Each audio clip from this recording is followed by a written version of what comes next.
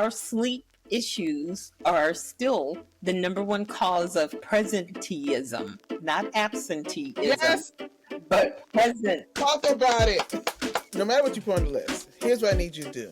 Take the 3 top things and highlight it, do whatever, so that if you get nothing else done but those 3 things, that's the win. I realize that my bucket list is not going to look like yours, but we each have to decide what is important to us and what brings us joy.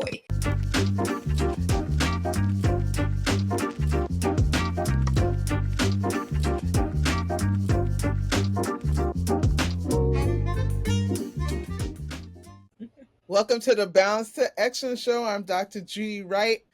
If this is your first time here, welcome. And if you are returning, welcome back. All right, here on the Balance to Excellence Show, we talk to professionals about what balance looks like for them, what success looks like for them, and the different things that they may have encountered in life and how they walked through that or are walking through that to get to the other side. So let's get started. Today, I am with Dr. Hellena Scott-Okafor. Okay, she's a physician and a wellness coach, and she's a dynamic advocate for cancer survivorship and whole person healing. Dr. Hellena is double board certified, guys, in physical medicine and rehabilitation, and also in lifestyle medicine. Okay. And she has over a decade of experience in clinical practice. Actually, she has like 20 years of experience in clinical practice and a deeply personal connection to her work as a cancer survivor herself. Her specialty lies in cancer rehabilitation with a particular focus on helping survivors overcome post-treatment fatigue, because that's a thing. Okay. And she does this through evidence-based and holistic approaches. She is the founder and CEO of Fully Empowered Health and Wellness and the creator of the Exhausted to Empowered, a virtual coaching program designed to help cancer survivors reclaim their energy and live active lives beyond cancer treatment.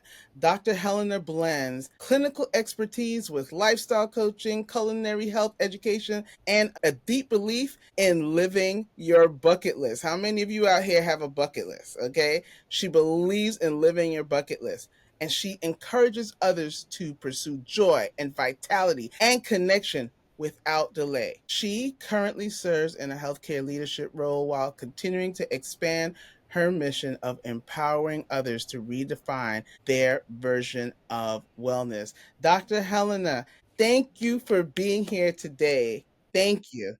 Thank you for having me. I so appreciate it. What an honor. Thank you. So, we're going to start with how you got here. Like, we're going to talk about what led you to medicine, and we'll start there, and then we'll talk about what led you to where you are now and what you do now with so much passion. Quickly, Mm-hmm. chemistry lab, and not my own. I just came this spring, we had a memorial for my father. And he and my mother met at Wiley College in Marshall, Texas, the home of the great debaters. And they actually named or dedicated the chemistry building for him, which was really nice. And I found out that apparently I might have started in chemistry. Oh. So science has been I've always found science interesting. And so I've always been very sensitive to helping others as well. So my favorite auntie in Delaware, where I grew up, was a pediatrician. And she was kind enough to let me volunteer in her office on summer breaks, etc. And yeah, that's how I wound up in medicine. Okay. And so you've been in the medical field For you a know, long time. a Thank long you. time. There you go. And so how have you seen that change, over time, since being there? And let's talk about that, because I got a lot to say. Well, because to be quite honest, it's slightly disheartening. I remember when I was at Sinai and Johns Hopkins physical medicine and rehab residency. And I used to listen to what we call the old heads talk. Mm-hmm, And mm-hmm. I used to think they were a bit bitter and, you know. They were talking about us, by the way.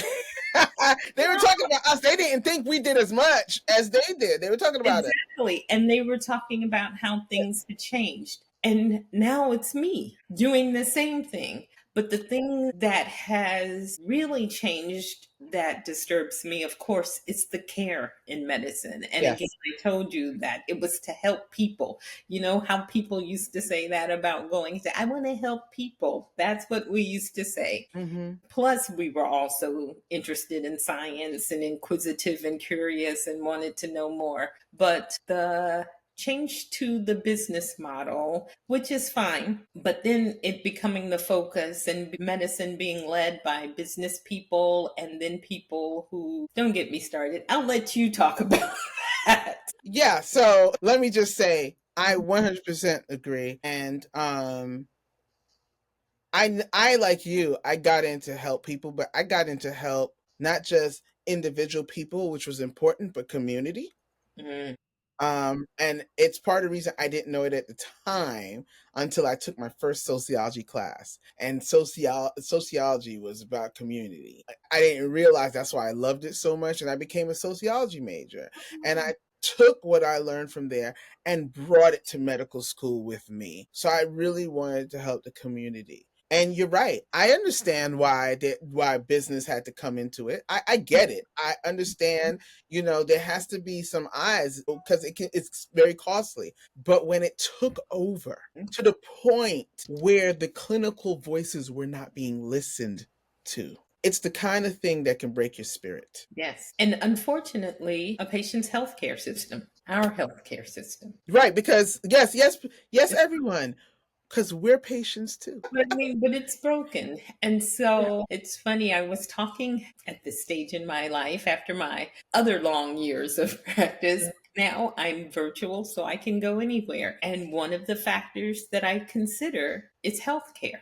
What systems are in place? Who's practicing in the ER? All of those things are really important. Things that you wouldn't have had to necessarily think about previously. Yeah, and you're absolutely well. Being healthcare people, even when we were looking, my husband and I, for our home all those years ago, we won't talk about how many years, but all those years ago, we each grew up in places where you weren't that far from a hospital. Yeah. So, while I am definitely not against rural living, I actually sometimes dream about it. It sticks in my head because I also know from a standpoint of being a provider that was looking for some place to practice, but also being in the insurance world, that when you start to live out further, care becomes more difficult. Finding care, knowing that somebody, the nearest specialist, may be 50 miles away,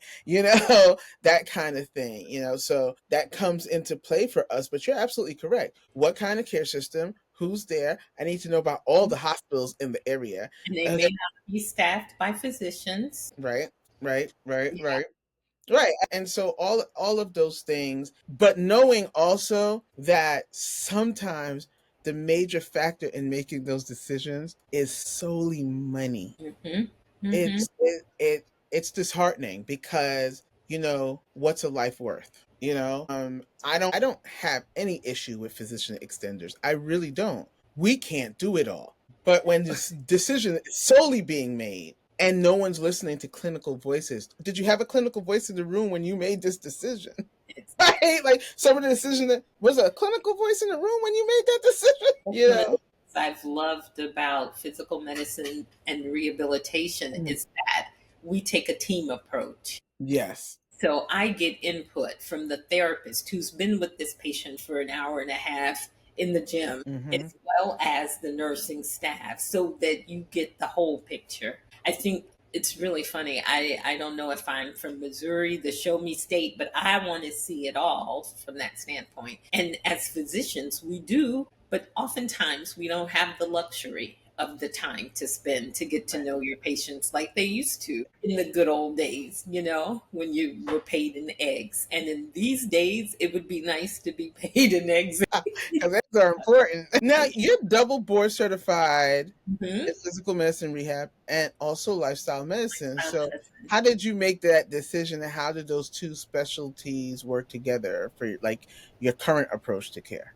Well, again, the whole holistic approach with Mhm. physical medicine and rehab, we look at the whole entire patient and how the patient is able to function. What were the roles that you played previously? What do we need to get you back to? What are your goals and where are you? And with lifestyle medicine, it is starting at the basics, right? It's what Mhm. we used to start treatment with before, here I go again, before pharmaceutical companies started actually running commercials to the patients so they could come tell us what they needed.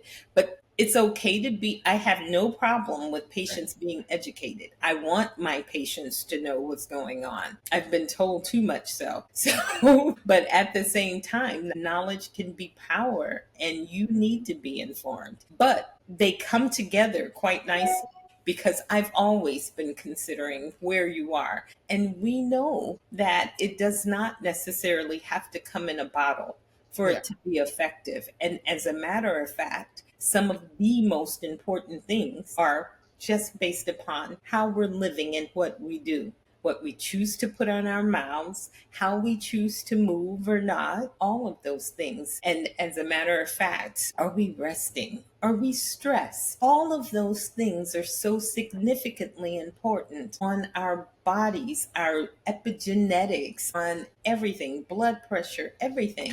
Everything. Yeah. So getting the baseline, getting the foundation set, and actually paying attention to it because in our society today, it's so easy to just gloss over. Yeah. As I'm listening to you, because we walk in similar paths and circles. Even that question, are we stressed, right? For some people, you almost have to explain it or ask it in different ways, right? Because they get so used to doing certain, they don't even realize, right?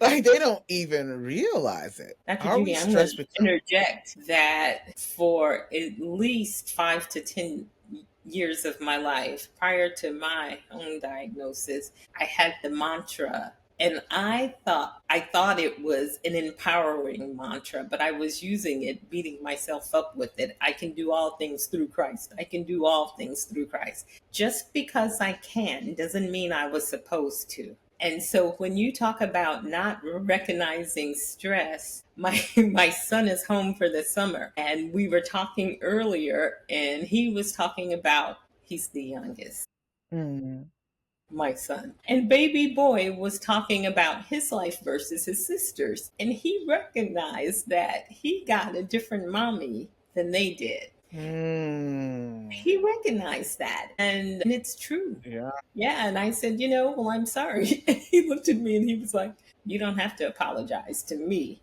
but maybe you might want to talk to the girls. Yeah. Oh, I mean, that's so on point. I was talking to a friend today and she's in school right now, but she's a full-time student and a full-time mom and she's in a post-grad program, doing her doctorate for NP, and she has a husband and two children, and she said, I need to be more balanced, and I said, hello, look who you're talking to, right? You came to the right place. So she's like, I just need to. She said, because who my girls have been getting for the past few months is not who I want my girls to get. And so we were having this conversation because I said, yes, I was there. I was there, and my children always loved me, but I was the taskmaster. And until that diagnosis, I was just like, well, everybody gets stressed. What's the big deal? Like, da da da. No, ma'am. No, ma'am. And you said that she talked about who her kids were getting. The other thing is the example that we are setting for our children. Yes. And so, yeah, although I have to say that the girls in particular actually used me as the don't for that period. of time.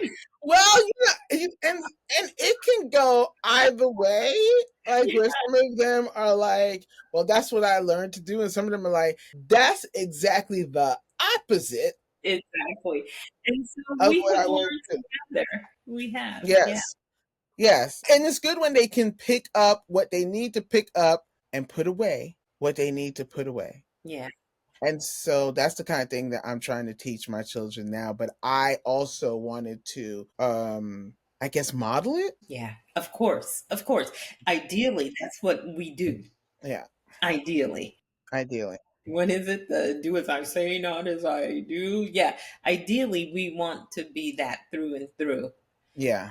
The other thing that I have realized is that there are seasons. We go through seasons, and some seasons it'll be more difficult to achieve that balance than it will in others. But we Yeah. offer grace. And again, we have to realize that we don't have to do it all.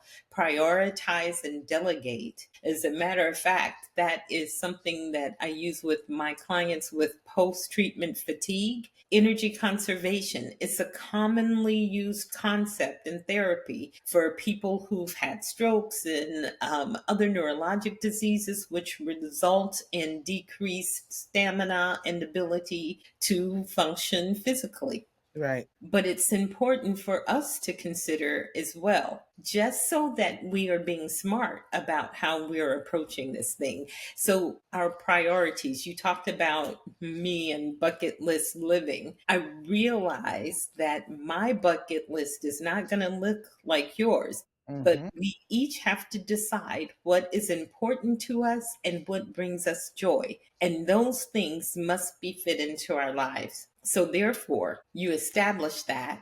And during those seasons, you're going to adjust accordingly to make sure that your kids get the best you.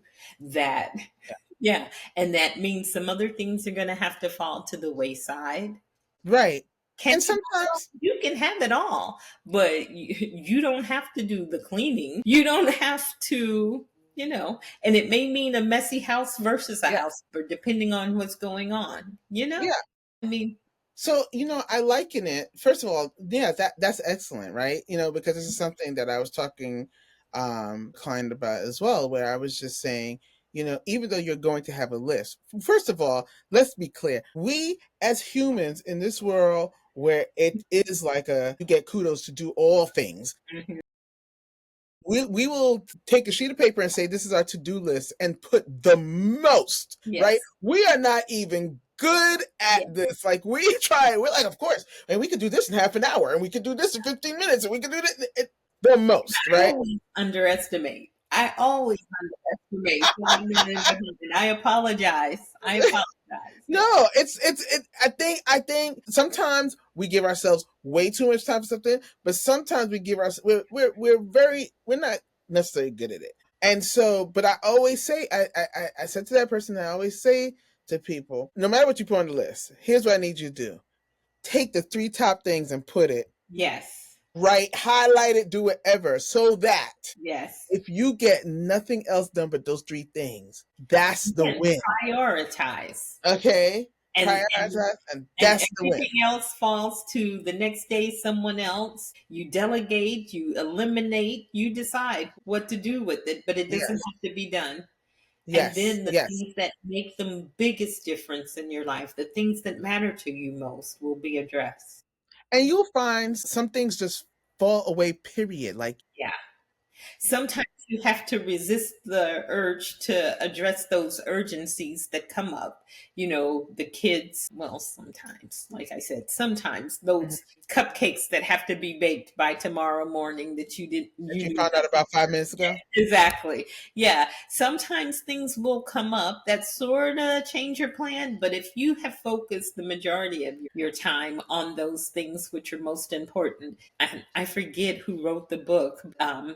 I listen to, well, and participate in Dr. Rise and Shine and prayer call in the morning. And she talks about the book, Eat That Frog, or Uh, I think that's oh my God. I forgot Eat who the wrote Frog. that book. Yes, yes, yes. Yes. And yeah, take care of those things too. Yeah. Yeah, absolutely, absolutely. And it's kind of like when I was saying that things fall away. I'm not gonna name, but I used to shop at a particular place online that you could get stuff in one day Uh-huh. all the time. So much so that the boxes would come. My husband would say, "So what did you get now?" Man, I don't remember. Yeah, Right? I was gonna I don't know. that place for us was what my grandmother's QVC was, where Yeah, she would oh, be right, able right, to yeah. right, right. And home shopping took much longer to come, and still boxes would be coming, right? And so as in the beginning of the year, I, whatever, when people started to boycott stuff, I was like, well, I don't I don't really shop at the place they're talking to boycott. I'm gonna just slow down on shopping here. And the other day I said to my husband, I haven't really He said, you haven't. Yeah. Right? It was the realization that you didn't need all that stuff. And now I went on to look for something the other day and it's sitting in the cart. I still haven't bought it. It's like now I can't even get myself to do it. A wonderful byproduct, right? That's awesome. So sometimes things just fall away and you need to allow, we don't have to do everything. It's kind of like we all now realize I know from our time, I know we grew up being told that we had to eat everything on the plate. No, no, you don't. Yeah. You don't have to eat everything on the plate. Yes. Yeah. If they could let me leave. No, I'm not even going there. Anyway, yes, you do not have to do that. You do not need to eat everything off the plate. Yes, yes. So let's talk a bit about um the work that you do with cancer survivors, right? Mhm. We're gonna say right off the bat, you're not an oncologist. That's No, not I am the work not. that you I'm do. physical medicine and rehabilitation, and I actually led the cancer rehab team at the last hospital that, as the medical portion, Mm-hmm.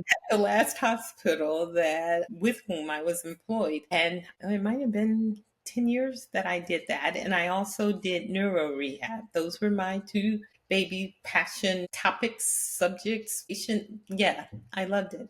And I had always done some cancer rehab. The previously it had been in the inpatient realm. So I was Okay. taking care of patients after surgeries or the frail, debilitated elderly after chemo, and which they had difficulty and needed to tank up before they went home. But in this last setting, I had the opportunity to actually do the prehab, getting people ready for chemo, getting people ready, assessing for any physical limitations that might impact how they recuperated. And then we give them a program to do. We'd help them know what to anticipate. And then we would see them after surgery and during treatment if they were getting chemo or radiation so that we could minimize any potential side effects from treatment. So fibrosis, range of motion issues, musculoskeletal things which could be aggravated, and of course peripheral neuropathies, lymphedema. And unfortunately, or I don't know if it's unfortunate or not, as people were finishing treatment, doing well, oftentimes we were finding that they were still coming to me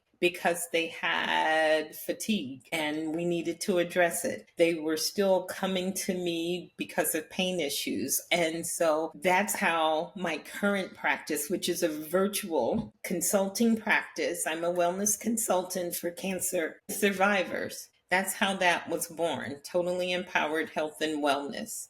And my biggest focus is helping survivors with post treatment fatigue get their lives back. But post treatment fatigue it affects most aspects of their lives. And the underlying cause that we address impacts the whole body. And the biggest one is inflammation and the epigenetic changes that occur from the insult of treatment. And they've shown that those effects can last for years, up to 20 years. And that includes the chemo brain, which is the mental fogginess that people have afterwards, to, yeah, it's pretty impressive.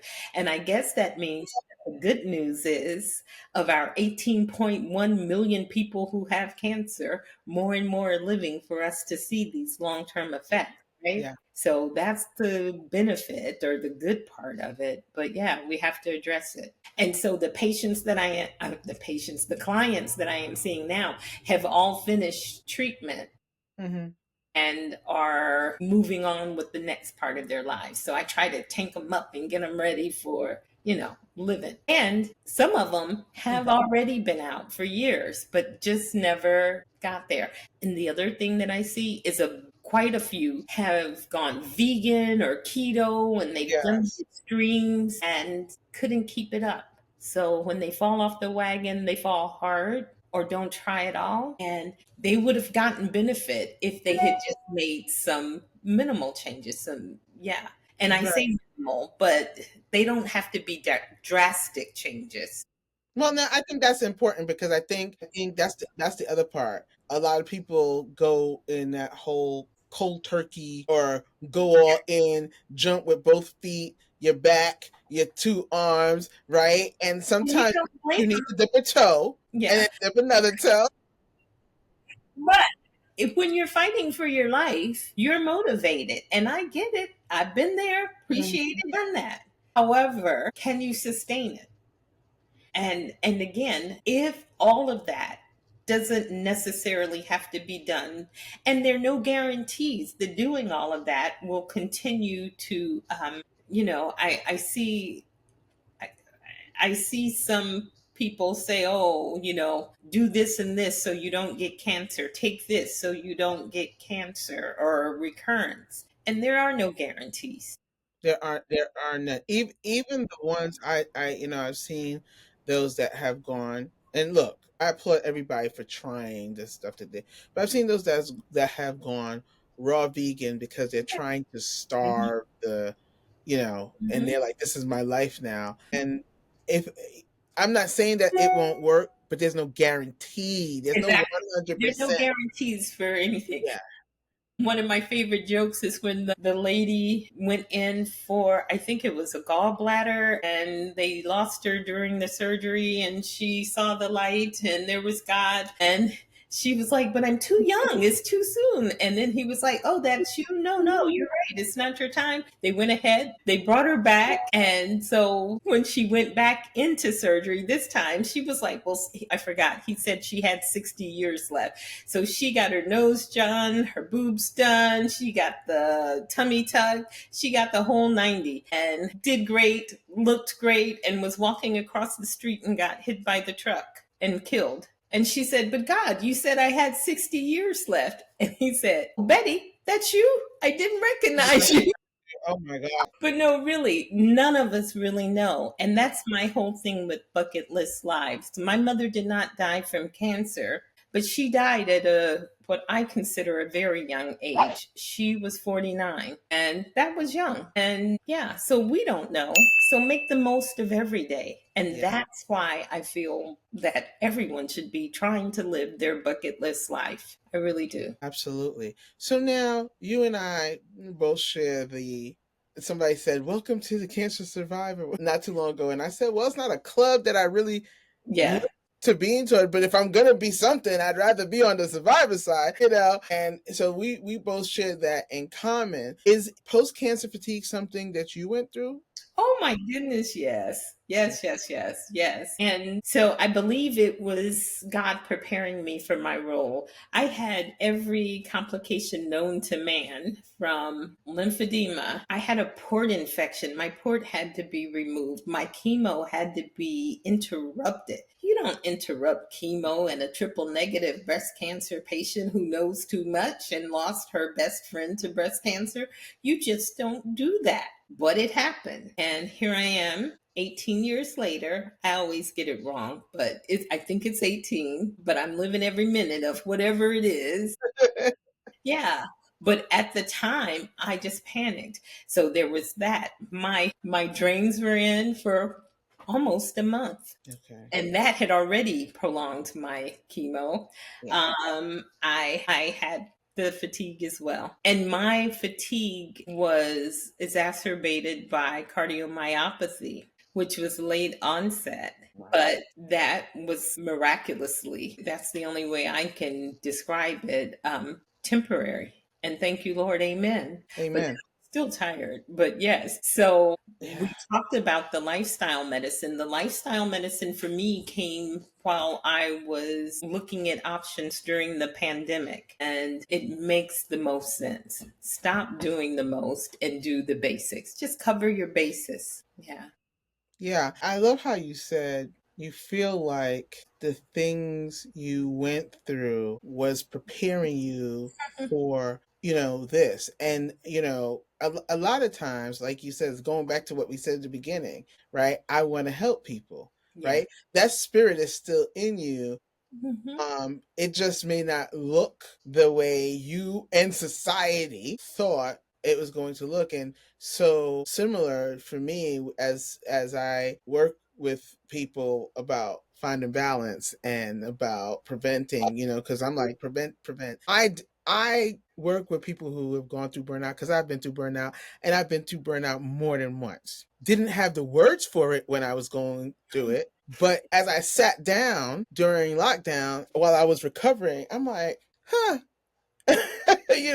because here I am recovering from, having cancer, but feeling better than I had felt for a few years before this happened. And I'm like, what? Well, what's the difference? Well, the difference is sitting down and not running myself ragged and, really paying attention to my needs. I And was going to say, taking care of yourself was the difference. yes, just really, because self care was whatever I thought I was doing. Nah, I wasn't really doing that.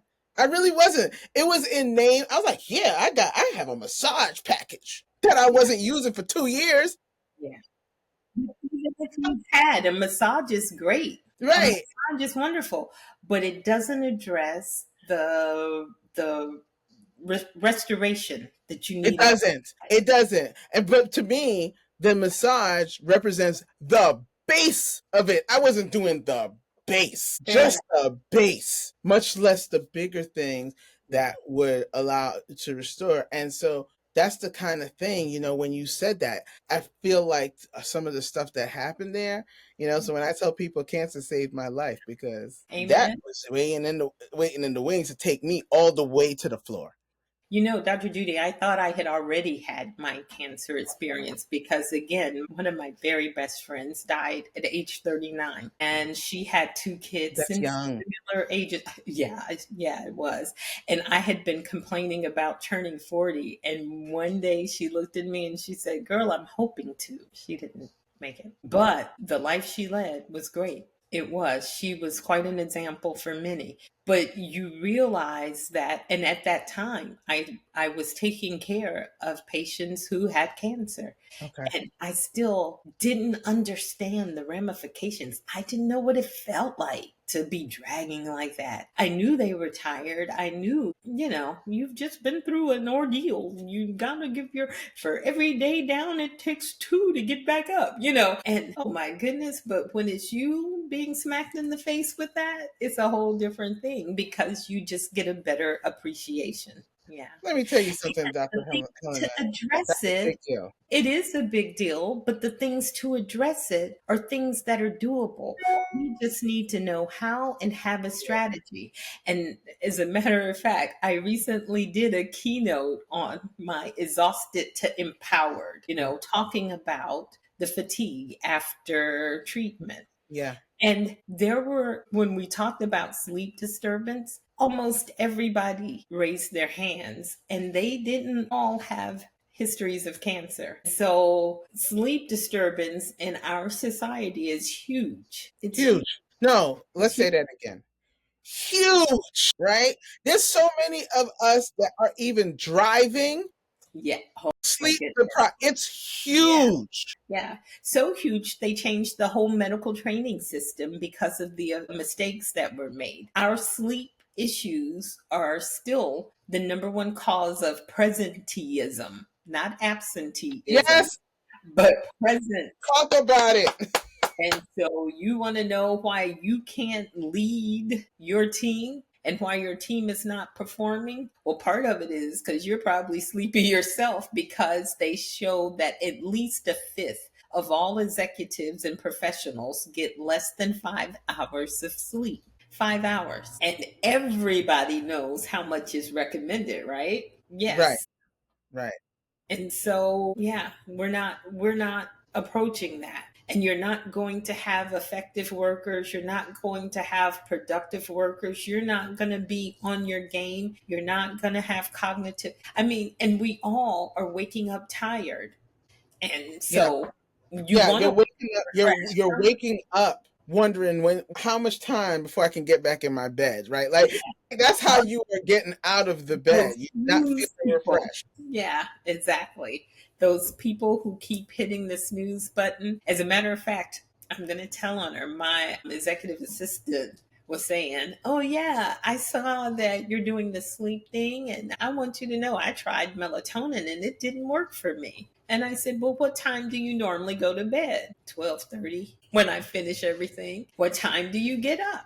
6. People are doing magnesium or melatonin, and they're picking one thing that they've read about or heard about, not addressing the whole system, not realizing that the sleep hormones are all tied in together and that it's supposed to be coordinated, that we are fighting our own circadian rhythms, and that you have to address the whole system. You do. You do. You do. Yeah. Yeah. 100%. So now you're like running this business and you're coaching and trying Consulting coaching. you're consulting. Okay. Um how are you personally maintaining balance even as you were doing a leadership role. So how were you Yeah. personally maintaining balance in the middle of all of that? Yeah, I have done some consultantships at nursing homes and helped develop a virtual consulting program.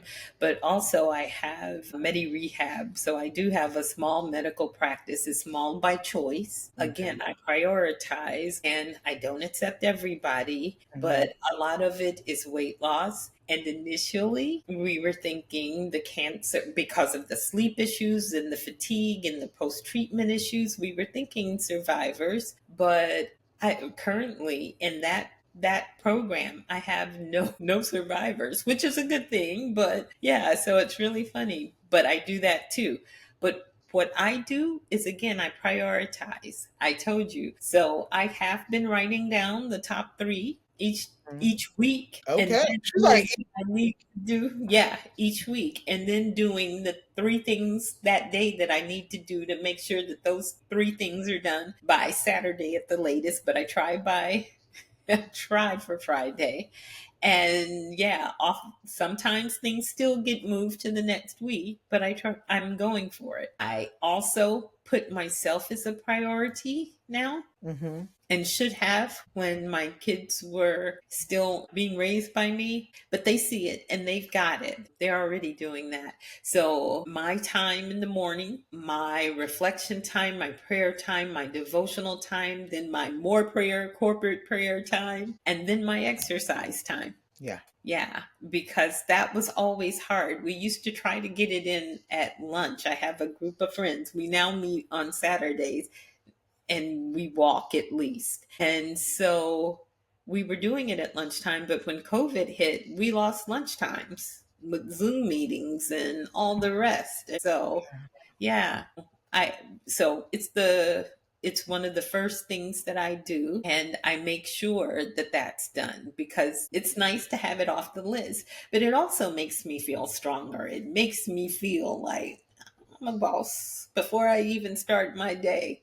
And it's Yeah. just taking care of me. The other thing that it does is it helps with my sleep. Yeah. And it's so funny because I was trying to lose weight probably 4 or 5 years ago. And I spoke with the wonderful Dr. Catherine Toomer, who was doing medical weight loss management. Mhm. She said to me, I want you to do this, this, and this as far as eating. And she said, really, it's your eating is not that bad. She said, to be quite honest, it was the stress at that time. There was a period of time where I had increased stressors. And she was like, but I suggest you not even worry about this until those things are taken care of. And Right. she was right. Underlying causes, right? She was right. Everything else is going to be a band-aid. Yeah, yeah. So I'm sure my cortisol was like, I know it was there. And so on those are the other things I do too, is I call it my anti-inflammatory evening ritual. So taking some time to make sure that my stress levels are down, that I've got some anti-inflammatory foods on board. And actually we include that in the exhausted to empowered as well. So like patients have chosen favorites, and yeah, so I use some of those recipes, and some of it is just simple stuff. I try to remain as unprocessed as possible, Right. but I'm not beating myself up. That's the other thing that has helped with me in balance. Understanding that I myself am human and Some of deserve it is some the grace. most simple things, honestly. Some of it is the most simple things. We try to look for this elaborate type stuff, and sometimes it's the most obvious, Yeah. right? And Yeah. when I say the simplest things, I don't mean it's always that simple to achieve, but it is you need to get sleep. That's the most simple ideology. That is, it's sleep. It's like, so for some people who have sleep apnea, right? Then they get on that CPAP machine and now they're dropping weight like crazy because they're actually Thank sleeping. you. And they can think, and yeah, and Yeah, it's funny because in our TBI population, we were seeing a lot of sleep apnea, but it's so funny because so often it makes miraculous. I'm using that word a lot, but it makes significant differences in yeah, people's lives. yeah. As a matter of fact, we're going to be doing a sleep challenge. Just started our launch for a sleep challenge starting June 24th. And what it is a 4-week challenge. It's still very reasonably done in that you don't have to spend a lot of time each day, but there will be a journal for you to keep up with. We're going to be doing a weekly group session, office hours, where we address it and come up with the goals, because obviously everybody is different. And each week will be different. The first week we deal with rest and setting the stage. The second week we deal with the actual so that we can get your circadian rhythms reestablished. We can start working on those things. The third week it is on the rise and the saboteurs. What are the things that are truly sabotaging you? And each person has something different. You've got your shift workers, who need to address one thing. You've got your perimenopausal women, perichemopausal women, or very post-chemopausal women, who each have different sets of hormonal things going on that can impact sleep. You've got, yeah, yeah. Anything from the I'm cold, pull those covers off, to oh my god, I'm hot, kick those Yeah, yeah, and like it's a real thing. Like, you're like, oh my god, why am I so cold? Then yeah, like 20 minutes later, I just can't have anything on me. yeah. And that does affect It does. it does. And yes, it's true that there are some hormonal things that can be done from the GYN perspective, etc. But at the same time, there are things that can be done to just reestablish baseline so you can be restored. The thing that people don't realize is that we are fearfully and wonderfully made. We are. There was a system. So the circadian rhythms were timed with light, the sunrise and the sunset. And yes, about 90 minutes per sleep for each stage.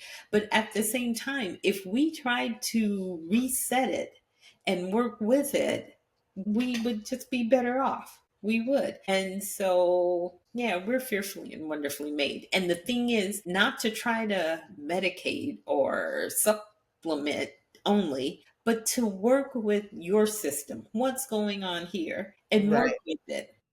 right, People right. talk about hacks, but How about we maximize, optimize first? Right. And I do know, I mean, as people that's been medical students, post grad students, you gonna lose sleep. There's no doubt about As it. I said before, with the balance, seasons, there are seasons. You are gonna lose sleep. And I always feel for shift workers too, because literally it calls for you to throw off what was naturally there. So now how do you turn that around and make this work for you Yeah. on the Or at opposite least side? minimize the impact, Yeah. because shift workers have been shown to have increased risk for cardiovascular disease, insulin resistance, cognitive inefficiencies. Yeah, they deserve those differentials indeed. Absolutely correct. Yeah. Absolutely correct. So I totally understand that. What was the name of, because it's starting soon. So Yes, can you say again what was the name of it and the dates that it's happening? it's Because the guys, sleep you gotta listen to this. You know, for all of us that know that I'm part of it, right? I do my best, right? all But there's moms, sometimes when all I just professional can't stay women, asleep. Right? Yeah. survivors. Yeah, yeah. All professionals, period. I'm sorry, men, but all Yeah. professionals, anybody who works, Yeah. and of course, as we said, shift workers, etc.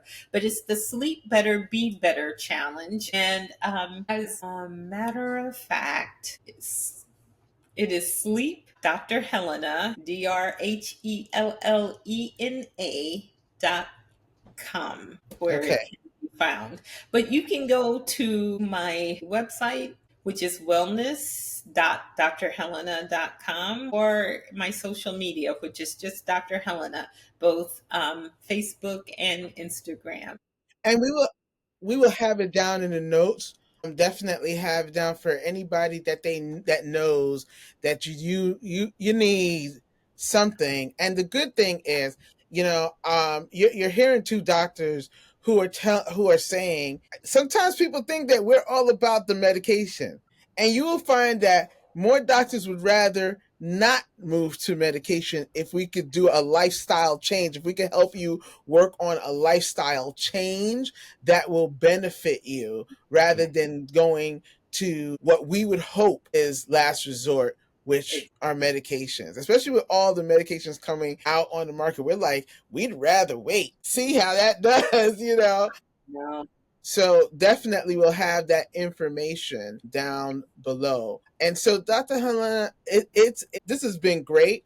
And I'm going to ask you a few questions as we come to an end. But before we do that, for those of you who are still here, thank you so much. Okay. If you haven't, liked, or subscribe to this channel yet, what are you waiting for? What are you waiting for? Such great information on this episode, but even the previous episodes before that. So go and check those out. Okay. But please like, comment, share, subscribe. For those of you who are driving and like to listen, okay, we're on Apple Podcasts as well. So please feel free and invite people as well, people that you know can benefit from what is being discussed here today and previously on the channel. So, with that said, Dr. Helena, I'm going to ask you a few more questions to roll us out. But this has been so good. And I knew that we walked in a similar path. I didn't realize how much. So this is I really good. recognized you as a kindred spirit. I did. This is really good. Okay. So, what do you wish? What's something that you wish more physicians and healthcare leaders understood about life after cancer? Yes, we are happy to be alive, but we want to live lives with quality. We don't just want to survive. It's not enough. It's not enough. Yeah, we don't want the alternative. Don't get me wrong. We That's are right. thankful and grateful, but we want to be able to contribute even more than we did before. Yes. And that's why Please. I like to say cancer thriver over Yeah. cancer survivor. I do too. But Yeah, too often people who aren't thriving because they are suffering from those other things, then they feel shamed, you yeah, know? So I just leave it at survivor for now. And yes, yes. my goal is that you thrive and live that bucket list life. I'm not kidding. And that's Yeah. just living life in alignment with the things that you want to do. You don't have to go to Bali. You don't have to do the exotic things.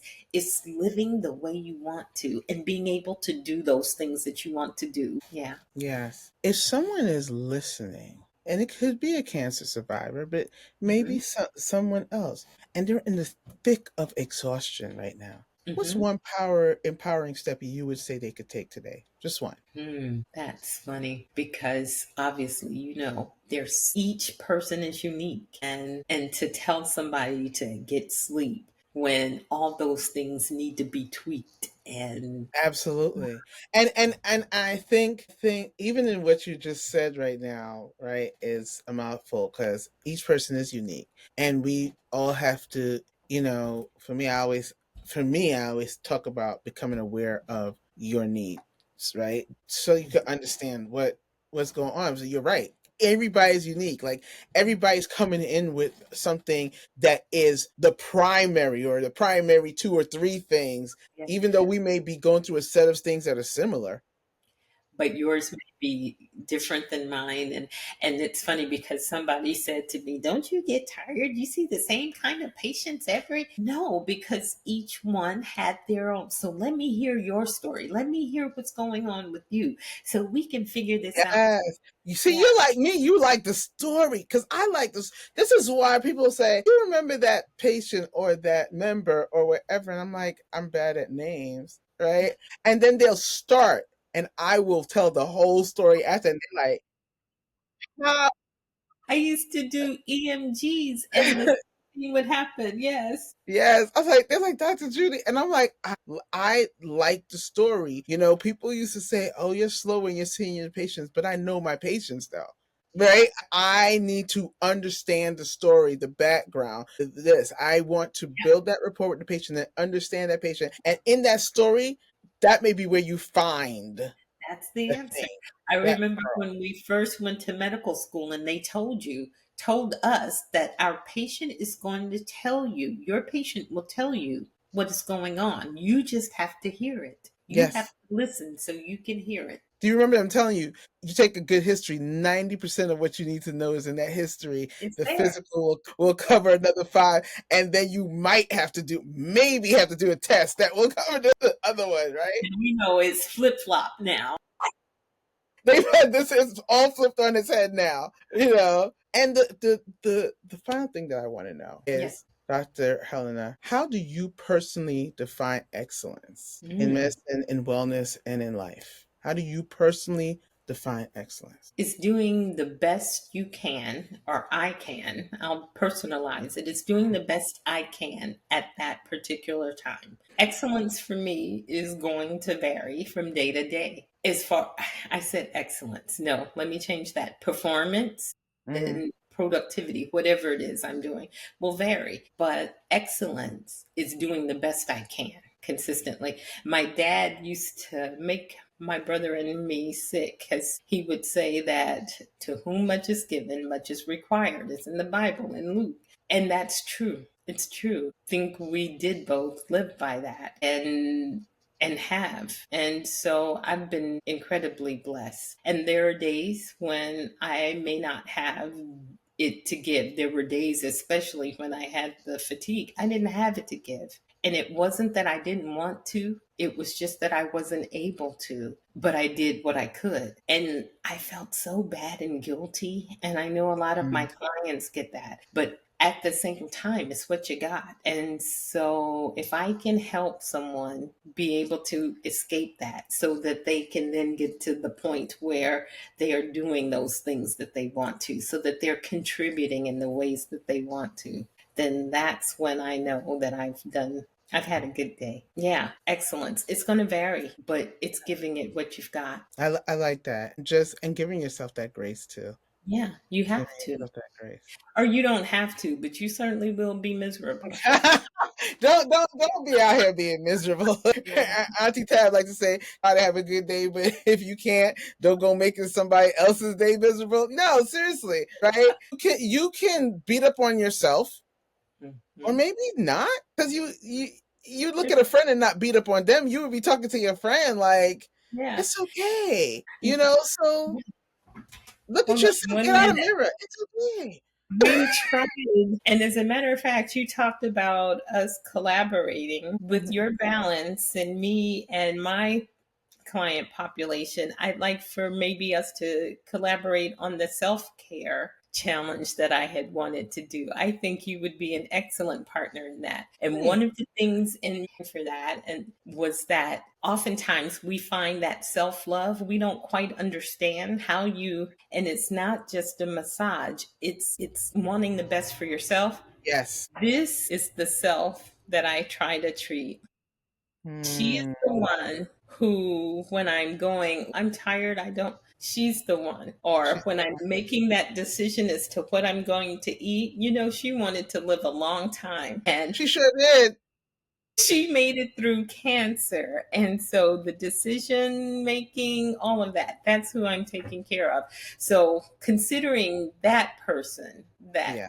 what do you call it? The essence of you Yes, makes it absolutely. easier. Absolutely. Dr. Hellena, it's been a pleasure. Thank you so much for being a guest on the Balance to Excellence show. You said some really important things that I know is going to be an aha moment for people. And so just thank you for being here. Guys, okay, take from this, take from this, take from this, okay? We're going to drop Dr. Helena's information down below, including her upcoming class, Sleep Better, Be Better, okay? And if you go to it, you might see me on it too, as one of the people that's sitting here just grabbing it up, all right? Nice tap, yes. So, again, please like, comment, share, subscribe, and stay balanced, be excellent, and we'll see you next time. Bye for now.